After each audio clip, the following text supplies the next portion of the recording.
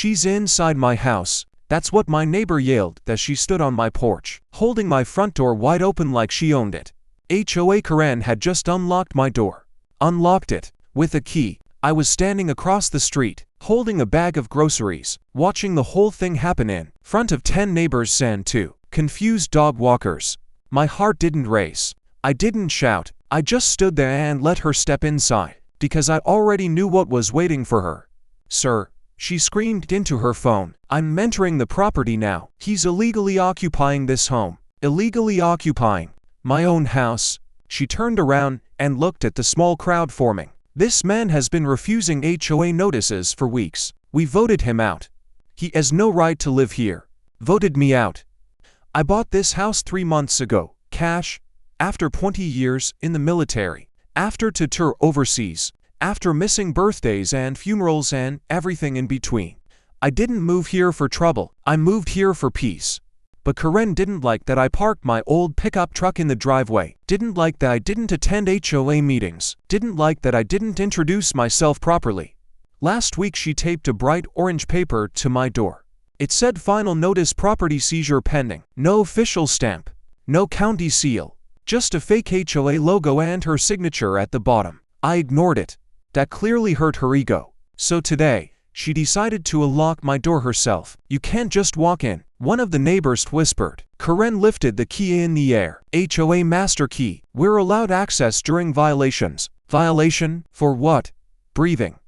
She stepped fully inside my living room. And then everything went quiet. 3 seconds passed. 4. Then I heard it. "Mom, step away from the doorway." Her body froze. Slowly, she turned her head. 2 uniformed police officers were standing inside my house, right behind my couch. One had his hand resting calmly on his belt. The other was holding a folded piece of paper. Karen blinked. What is this?" The officer closest to her didn't raise his voice. "You tell us, ma'am, why did you unlock a private residence without the owner's permission?" She laughed nervously.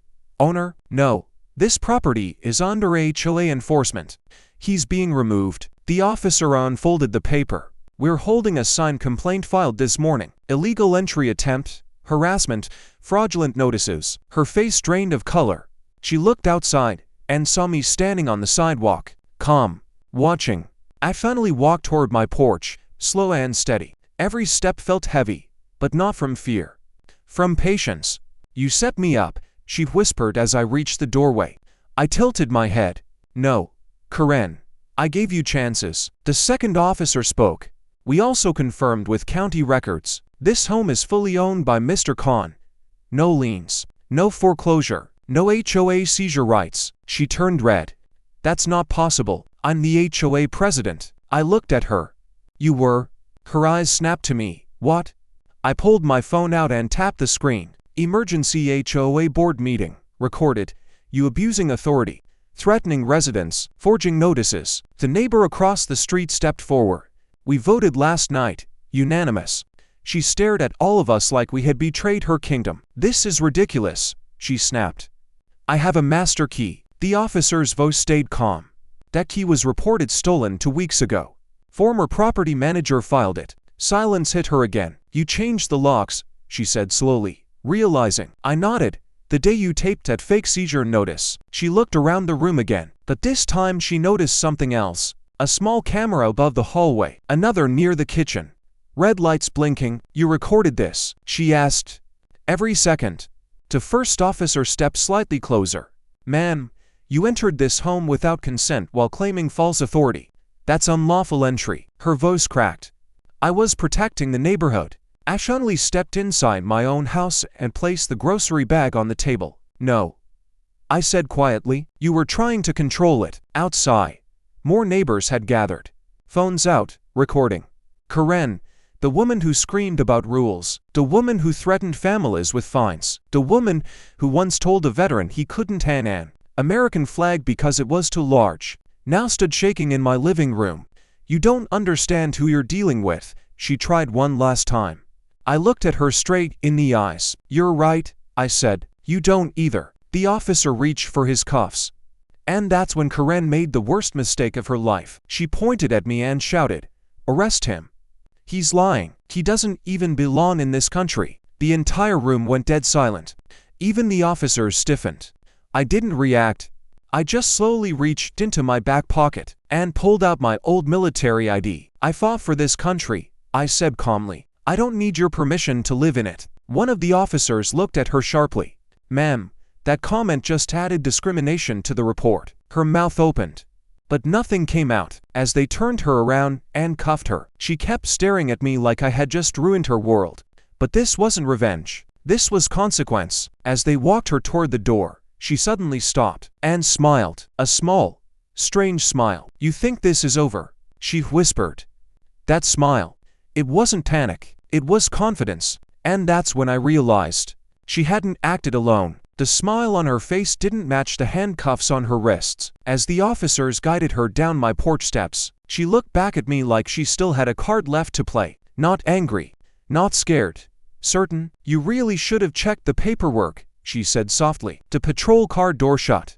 Neighbors started whispering. Some looked relieved. Some looked nervous. One of them, Mr. Dalton from 2 houses down, wouldn't even meet my eyes. That bothered me. The officers stayed behind for a few minutes to finish the report. One of them, Officer Reyes, handed me a copy. "You did the right thing calling us before she got here," he said. "Most people wait until after something happens." "I had a feeling," I reply. He gave me a long look. "Feels like this isn't over." "It isn't," I said. They left. The street slowly emptied, but the silence didn't feel peaceful. It felt loaded. I stepped back inside my house and locked the door. The living room looked normal. Couch, TV, family photos still on the wall. Nothing broken, but something felt off. I walked toward my office at the back of the house. That's when I saw it. My file cabinet drawer was slightly open. I stopped. I was sure I had locked it this morning. Inside that cabinet were copies of everything. Property deed, bank transfer receipt, military discharge papers, HOA bylaws I requested last month. I moved slowly and pulled the drawer open. The folder labeled property ownership was gone. My chest tightened. She couldn't have taken it just now. The officers were already inside when she entered, which meant it was taken earlier. My phone buzzed. Unknown number. I answered without speaking. A man's voice, calm, cold. "You should have just paid the fine." "What fine?" I asked. "The one for non-compliance. $25,000. I almost laughed. "For parking in my own driveway. For refusing architectural approval. I didn't remodel anything." There was a pause. "You replaced the front door." I looked at the door across the hallway. I had replaced it after the first fake notice, because the old lock felt compromised. "You broke into my house and now you're billing me," I said. "You'll receive formal notice tomorrow," he replied. "Failure to comply will result in property lien." Click. The line went dead. So Karen wasn't acting alone. This was bigger. I walked straight to my hallway closet and reached up to the top shelf, pulled down a small metal box, opened it. Inside was the original certified deed copy, still there. Still safe. Which meant whoever took the folder wasn't after proof. They were after delay, confusion, pressure. My phone buzzed again. This time it was a message in the neighborhood group chat. HOA announcement. Property at 148 Willow Creek is under investigation for fraud. Residents are advised to avoid contact. Fraud? Within seconds, comments started flooding in. I knew something was off. Never seen him at meetings. Where's his family? Is he even the real owner? I stared at the screen. This was the play. Smear campaign. Social pressure. Legal threats. Make me look like the problem. I typed one sentence. Check county records before believing rumors. Then I put my phone down. Another knock hit my door. Not aggressive. Measured. I opened it. A tall man in a gray suit stood there holding a leather folder. Clean haircut. Expensive watch. "Mr. Khan?" he asked politely. "Yes. I represent the Willow Creek HOA." Of course he did. "I'm here to inform you that your property purchase is being reviewed due to irregularities." Irregularities? I asked calmly. "Yes. The previous owner had pending community violations. Those liabilities transfer with sale. That's not how clean title purchases work," I replied. He smiled slightly. "Depends on how clean it really was." There it was. The real threat. I stepped aside. "You might want to come in." He hesitated. "Inside." I walked him to the dining table and placed a certified deed in front of him. Stamped, recorded, sealed by the county. No liens, no violations at time of sale, I said. He studied it carefully. His calm expression flickered. That's interesting, he murmured. Interesting how? I asked. He didn't answer directly. Instead, he closed his folder slowly. You've made some powerful people uncomfortable. I leaned back. By buying a house, by asking for the financial audit last month. Now we were getting somewhere. 3 weeks ago, I had requested HOA spending records. The budget numbers didn't add up. Maintenance fees were high, but nothing was being maintained. Street lights still broken. Community pool closed. Security gate half functioning. Where was the money going? The man in the suit stood up. This neighborhood has operated smoothly for years, he said carefully. Until you arrived. Smooth for who? I asked. He walked toward the door. You're not just fighting Karen, he said quietly. You're challenging the board.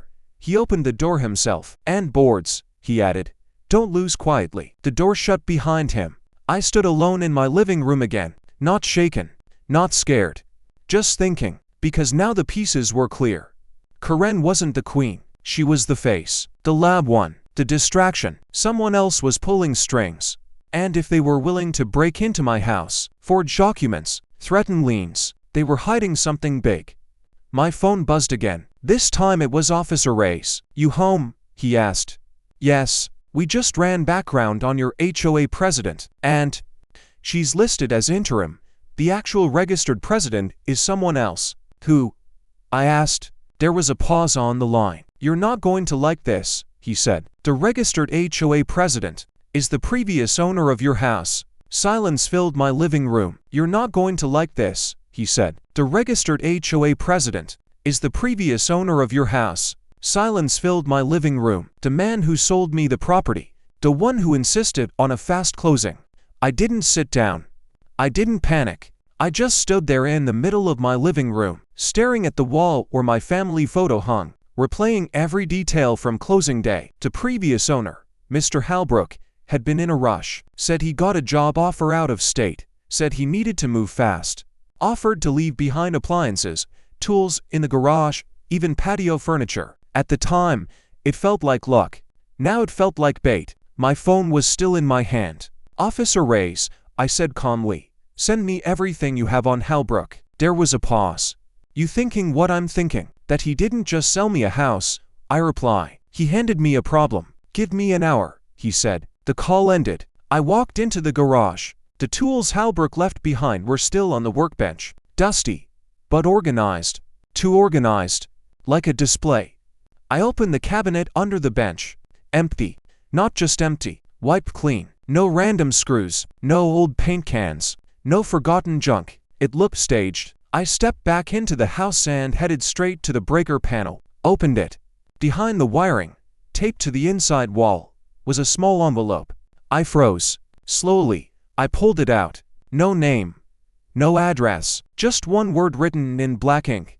Sorry. Inside were 3 things. A USB drive, a folded paper, and a key. The paper had a storage unit number written on it. Unit for 7B. Eastgate Storage. The key had a small tag attached. For 7B. I stared at it for a long moment. Halbrook didn't leave in a rush. He left breadcrumbs. My phone buzzed again. This time, it wasn't a call. It was a notification from the HOA group chat. HOA emergency meeting. Tonight 8 p.m. Attendance mandatory for all homeowners. Mandatory? I smiled slightly. They were scrambling. Good. I grabbed my jacket, pocketed the USB drive and key, and stepped outside. Across the street, Mr. Dalton was watering his lawn. Even though it didn't need water, he looked up, then quickly looked down. I walked over. You knew, I said calmly. He swallowed. Knew what?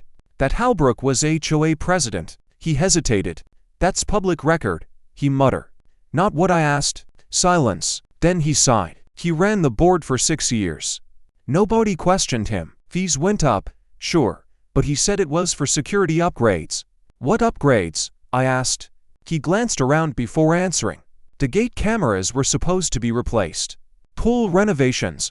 Landscaping contract. And none of it happened. Why didn't anyone push back? He gave a weak smile. because Karen pushed back for him. So that's how it worked. Halbrook played the clean face. Karen played the enforcer. Anyone who complained got fines, harassment, public shaming in the group chat. People stopped asking questions. Until I did. What happens at tonight's meeting? I asked. Dalton lowered his voice. They'll try to vote you into violation status. Once that happens, they can place a lien. For what? For whatever they want. I nodded slowly. Thanks, I said. As I walked back to my house, he called after me quietly. Be careful. I didn't answer. Inside, I plugged the USB drive into my laptop. It loaded instantly. One folder, titled HOA. Inside were dozens of scanned documents, bank statements, invoices, transfers, large transfers. Thousands of dollars moving from HOA accounts into a private consulting company. The company name made my stomach tighten. Halbrook Consulting LLC. So he wasn't just president, he was paying himself. Every month, under Community Improvement Services. There were emails too. Between Halbrook and Karen. Subject lines like, Pressure Unit 12. Escalate fine process. Make example. Unit 12. That was my house. The date on the first email, 2 weeks before he listed the property for sale. My jaw tightened. They targeted me before I even moved in. Why'd? I scrolled further. One email stood out. From Karen. He's military. That might complicate things. Halbrook replied. Doesn't matter. He won't stay long. Won't stay long. They never planned for me to fight back. My phone buzzed again. Unknown number. I answered. You went to the garage, didn't you? The same cold voice from earlier said. I didn't respond. He chuckled softly. You're digging where you shouldn't. You stole my file, I said calmly. No. He replied. I protected you. From what? From what happens when boards get audited. I leaned back in my chair. You sound nervous. A pause. You think you're exposing corruption, he said. You're actually exposing yourself, meaning, you bought into more than a house. You bought into shared liability. That hit. Explain. I said, if HOA funds were misused while the property was under violation, and you now hold that property, some liabilities transfer. That's not how criminal fraud works. You sure about that? He asked. Silence. Then he added quietly, go to the storage unit. See what else he left. Click. The call ended. He wanted me to go there. Which meant either it was a trap, or it was leverage. I checked the time. 6:15 p.m. The HOA meeting was at 8. Storage facility was 15 minutes away. I grabbed my truck keys. As I pulled out of the driveway, I noticed something else. A black SUV parked 2 houses down. Engine running. Tinted windows. It hadn't been there earlier. I didn't slow down. If they wanted to follow me, let them. Eastgate storage was nearly empty when I arrived. Rows of metal doors. Fluorescent lights buzzing overhead. Unit 47B was at the far end. I stepped out of my truck and scanned the lot. Quiet. Too quiet. I unlocked the unit. The door rolled up with a metallic screech. Inside were boxes, stacked neatly, labeled by year. HOA Records 2019, HOA Records 2020, HOA Records 2021, and one box labeled Personal. I stepped inside and pulled the string light. It flickered on. Dust floated in the air. I opened the 2021 box first. Inside were binders, original financial logs, handwritten notes in margins, corrections, alterations, numbers crossed out and rewritten. The official statements on the USB didn't match these. He kept originals.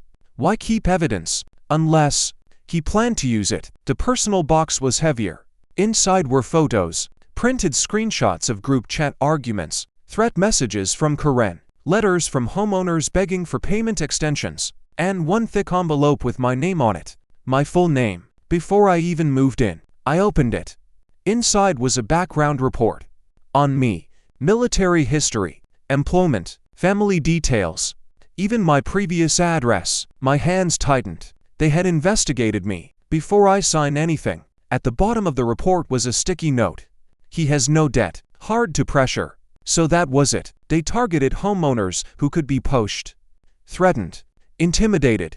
But I didn't have debt, didn't have late payments, didn't scare easy, so they tried a different approach. Illegal entry, public smear. Lies.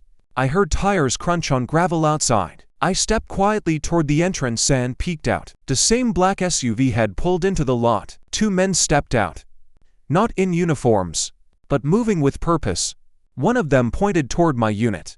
So it wasn't a coincidence. I stepped back inside and looked around quickly. There was only one way out, through them. Unless, I scanned the back wall. There was a small ventilation window near the ceiling. Too small to crawl through, but big enough to throw something. I grabbed the thick envelope with my name, shoved it inside my jacket. Then I picked up the box labeled 2021 and slid it behind a stack near the back wall. Footsteps approached.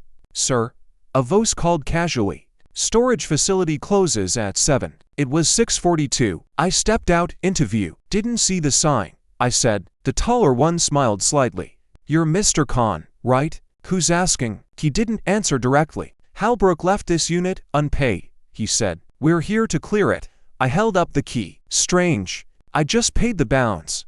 That wasn't true. But they didn't know that. The shorter man's jaw tightened. "You should leave," he said. "Why?" I asked calmly. "Because this doesn't concern you." I tilted my head. "It concerns my house." Silence. The tall one stepped closer. "You don't understand how deep this goes. Try me." He looked at his partner, then back at me.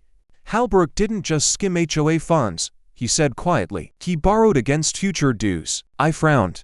Meaning the HOA is in debt. Cold realization spread through me. "How much?" I asked. "Over $2 million. $2 million. That's not possible," I said. "It is when you use the neighborhood as collateral." My chest felt heavy, but my voice stayed steady. "And you're here to, what? Clean up." He gave a thin smile. "To make sure new owners don't start asking questions. So you're debt collectors. Call us what you want." The shorter man glanced toward my truck.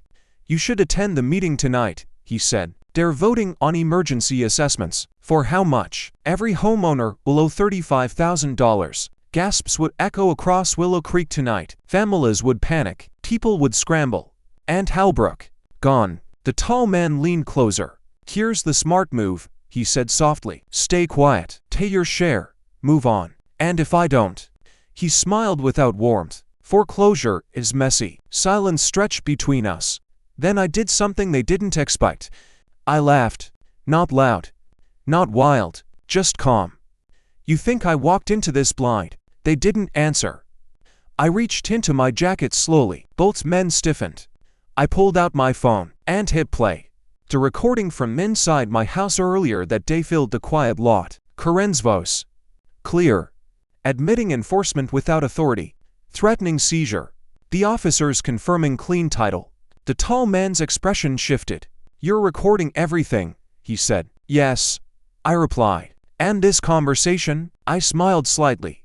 He exhaled sharply. "You're making this worse." "No," I said calmly. "You already made it worse."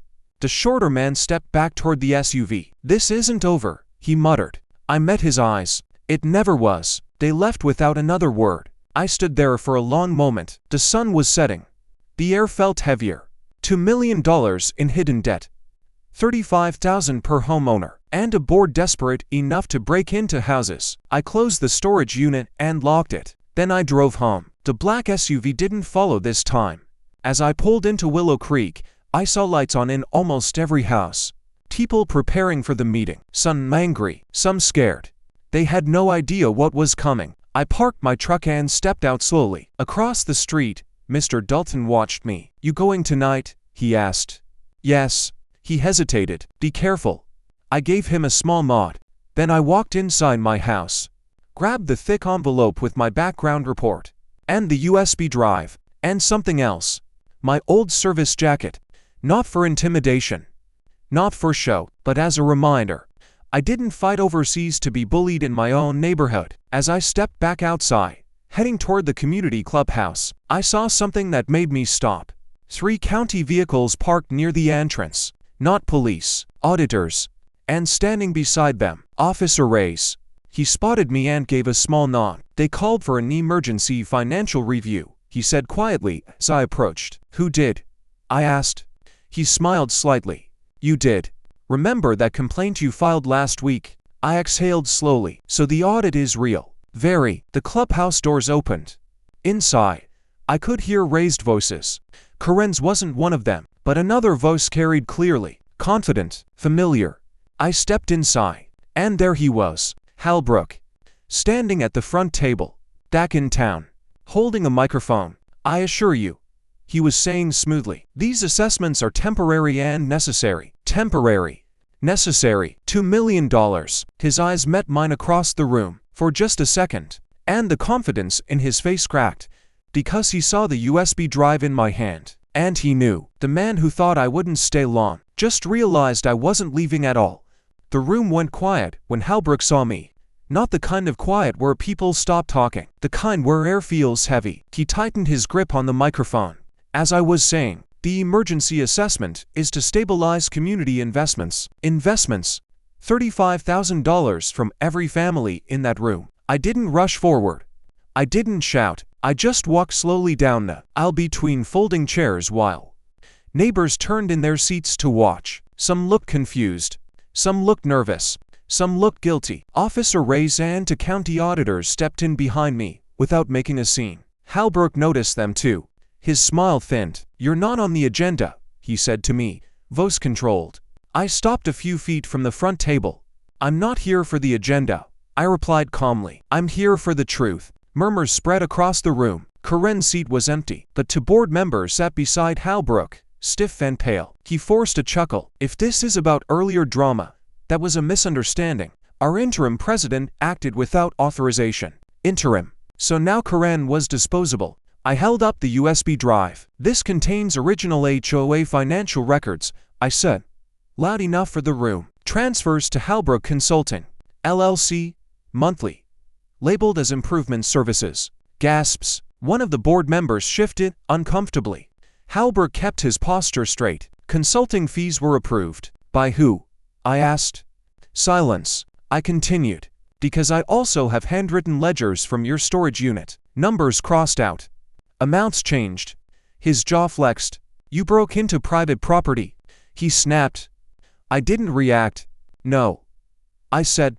"I used the key you did in my breaker panel." That hit harder.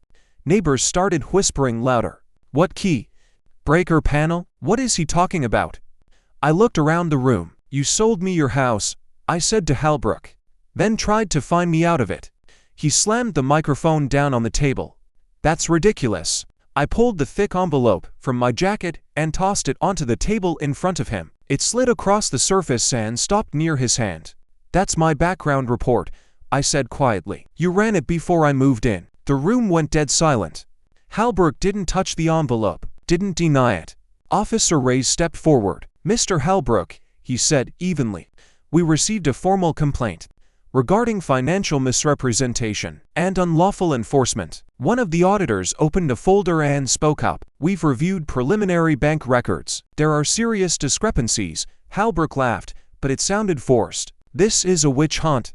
He's angry about a fine." I shook my head slowly. "No," I said. "I'm angry you thought no one would check." Then I did the one thing that changed the room. I turned toward the homeowners. "You're about to be asked for $35,000 each," I said clearly, "because the HOA is $2 million in debt." Shock rippled through the chairs. "That's not true," one board member blurted. The auditor calmly replied, "The debt is documented." A woman in the second row stood up. $2 million. How? All eyes turned back to Halbrook. He finally lost the calm mask. "This is temporary leverage," he snapped. "Property values are up. We'll recover." "With what?" I asked. "More fake violations?" That's when the doors at the back of the clubhouse opened again. Two uniformed officers walked in, and between them, Karen, out on bond. She looked furious. "You lied to me," she shouted at Halbrook. "You said the audit wouldn't happen." The room exploded with no's. Halbrook's face drained of color. "You need to sit down," one officer told Karen. She ignored him and pointed at Halbrook. "You said the new guy would fold. You said he'd sell." There it was, out in the open. Halbrook whispered harshly, "Stop talking." But it was too late. Officer Reyes turned toward him. "Mr. Halbrook," he said firmly, "you're going to step away from the table." "This is absurd," Halbrook barked. "I'm the elected president." The auditor didn't even look up from his file. "Your registration expired 8 months ago." Another shockwave through the room. One of the board members slowly pushed his chair back. "You told us it was renewed," he muttered. Halbrook looked around and saw it. The support was gone. The confidence cracked completely. He looked at me, not angry now, desperate. "You have no idea what kind of pressure I was under," he said quietly. I met his eyes. "You chose to put that pressure on everyone else." The officers moved in. This time, no one protested. No one defended him. As they placed cuffs on his wrists, he didn't fight. He just kept staring at me. "You could have just paid," he said softly. I shook my head. "I don't pay thieves." They walked him past the rows of stunned homeowners, past Karen, past the people he had fined and threatened for years. And for the first time, Willow Creek felt quiet in a different way. Not heavy. Clear. One of the auditors stepped forward. "Effective immediately, the HOA board is suspended pending investigation. No assessments are enforceable." A wave of relief spread across the room. People started talking at once. Some angry, some emotional, some just stunned. Karen stood frozen near the back, her power gone, her authority stripped. She looked at me one last time. "You ruined everything," she said. I didn't raise my voice. "No," I replied calmly. "You did." She looked away first. Officer Reyes approached me while the room buzzed. "You okay?" he asked. "Yes." He nodded toward the crowd. "You just saved a lot of families." I glanced around. Mr. Dalton gave me a small nod of respect. The woman who once complained about my truck wiped tears from her eyes. A father in the back hugged his wife. This wasn't about winning. It was about stopping something rotten. I walked outside and into the night air. The flashing lights reflected off the clubhouse windows. Neighbors slowly poured out behind me, talking in low voices. For the first time since I moved in, no one looked at me like I didn't belong. They looked at me like I stood up. Karen was escorted to a separate patrol car for violating bond conditions by interfering. As the doors shut, she didn't smile this time. No hidden confidence, no secret card. Just silence. Officer Reyes joined me one last time before leaving. "You knew something was off the day she unlocked your door," he said. I nodded. "People who abuse power get comfortable," I reply. "They forget someone might push back." He smiled slightly. "Well, you pushed." The cars pulled away. The streetlights flickered softly over Willow Creek. I stood there for a moment, looking at my house, my driveway, my porch, my front door, the one she unlocked. And I said quietly, mostly to myself, I didn't fight for this country to be told I can't live in my own home. Mr. Dalton stepped up beside me. "So, what now?" he asked. I looked at the neighborhood. The same houses, the same lawns, but something had shifted. "Now," I said calmly, "we rebuild it the right way." He studied me for a second. "You planning to run for president?" I let a small smile form. "No," I said. "I don't need control." He raised an eyebrow. "I just need accountability." And as I walked back into my house, closing the door behind me, this time locked from the inside, I realized something simple. They thought I was the wrong guy to move into that house. They thought I'd stay quiet. They thought I'd sell and disappear. Instead, they handed the wrong homeowner the keys to their own downfall. And this time, no one was unlocking my door without consequences.